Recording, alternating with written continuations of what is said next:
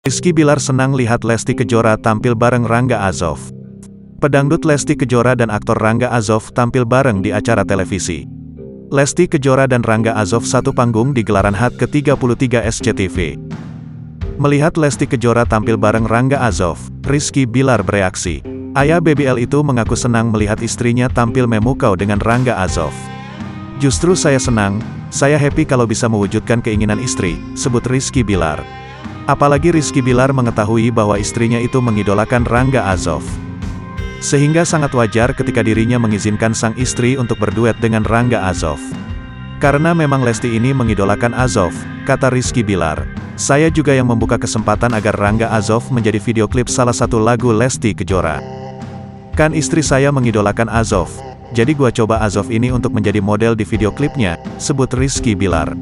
Namun kesempatan lain juga terbuka untuk Lesti Kejora kembali berduet dengan Azov. Dan akhirnya SCTV berinisiatif untuk mempersatukan mereka dalam satu panggung yang sama, kata Rizky Bilar.